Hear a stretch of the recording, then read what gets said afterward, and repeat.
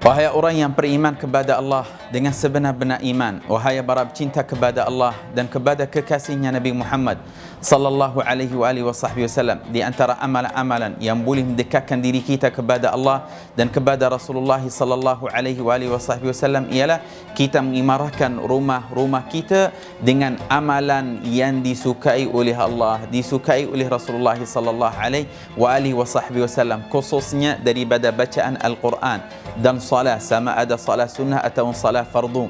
Yang ketiga ialah beristighfar kepada Allah Subhanahu wa taala.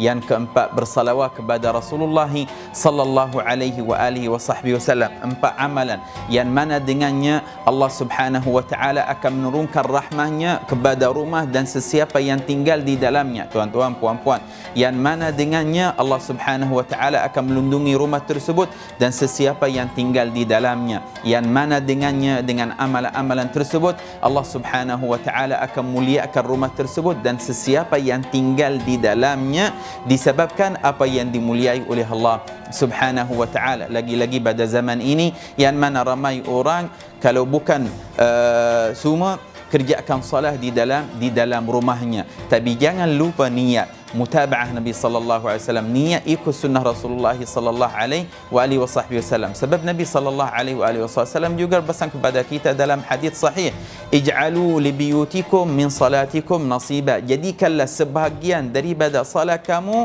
di dalam rumah kamu. Ini kalau kita boleh pergi ke masjid. Tapi kalau kita tak boleh pergi ke masjid, maknanya kita kerjakan salat di dalam rumah dengan niat ikut sunnah Rasulullah sallallahu alaihi wasallam, dengan niat Allah Subhanahu wa taala muliakan rumah kita, dengan niat Allah Subhanahu wa taala mudahkan urusan kita, dengan niat Allah Subhanahu wa taala melihara kita dan keluarga kita daripada bala, daripada wabah, daripada kesusahan. Barang siapa yang kerjakan ibadat tersebut lagi-lagi daripada bacaan Al-Quran, dia akan dapat berapa hadiah daripada Allah Subhanahu wa taala. Rumah tersebut dilihat oleh para penduduk langit. Malaikat Allah Subhanahu wa taala akan melihatnya seperti mana penduduk bumi ini melihat bintang di langit pada waktu malam. Masya-Allah. Bintang dunia sebenarnya rumah yang dibacakan di dalamnya Al-Quran, yang dikerjakan di dalamnya salat, yang dikerjakan di dalamnya istighfar dan salawat kepada Rasulullah sallallahu alaihi wasallam. Ini yang pertama. Yang kedua, jin dan syaitan akan lari dan akan tinggalkan rumah tersebut. Masya Allah, dijaga oleh Allah Subhanahu wa taala dari gangguan jin dan syaitan. Yang ketiga, Allah Subhanahu wa taala akan bukakan pintu kebaikan kepada mereka.